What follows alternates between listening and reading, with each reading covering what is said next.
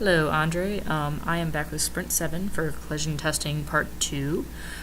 So this sprint wasn't as hard as I thought it was going to be. I mean, I even thought last week was pretty fine, even though it had a lot of stuff to do. So, to start off, let's start looking at the visualizer. So, it was pretty straightforward from the diagrams that you gave us in class.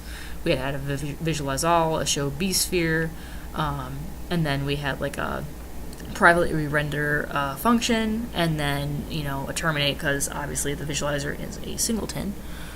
So to get the unit sphere or the B sphere to even show up, I created a new graphics object in the constructor of the visualizer, which obviously takes in the model, a B sphere model, uses the constant color shader, and then whatever default color that you give it. Well, that's set, but it's given a color when you set it in the cottage or the frigate. So if you look at that visualizer, so this is the math for the show B sphere. So I just created a temporary B sphere, which took in the parameter, the B sphere that you gave it with this function, and then I made 4 vectors, which was each for the X, Y, Z, and W. Each one would get the radius of that B-sphere, and then in vector 4, it would put in the centers dot X or dot Y, dot Z, respectively, in the slots.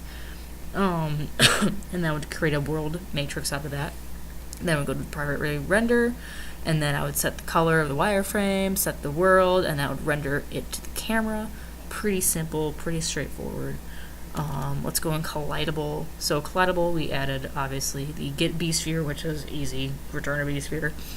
Set collider model, which is just setting a model, and then updating collision, which is just calling the compute data in the B sphere, and we'll go to the B sphere, and then the update, the compute data is right here. So I made a temporary column, which took in the first row, because we're doing row major instead of column major, of M0, 1, 2, 3. Then for a scalar, it just took the column and just did the magnitude.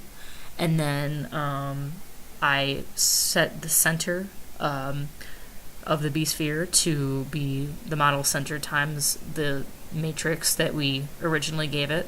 And then the radius was just the get radius of the model, and then times the scalar. So then I guess I fixed the test collision command in here. All of this, which you gave us as well. Which is just basically helping it, obviously do colors and all that. And then we'll just show the frigate, because that's the easier one. So all I did was, obviously I set the collider model, I went to the draw and I did the show the B sphere, and then that was it for that one. And then cottage, I did the update collision data. Oh yeah, the update collision data was inside the frigate's update, obviously.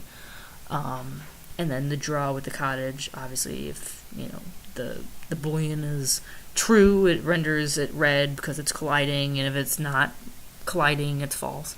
So let's test that really fast. So obviously it is colliding. So if I move this a little bit, move, oh look, it's out. So if let's go like this, okay. Ooh, these buttons are just so sensitive. So where am I? Oh, okay. No, okay, there we go.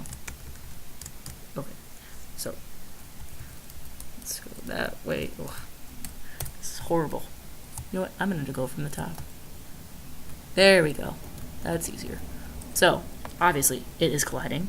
I get away. It's not.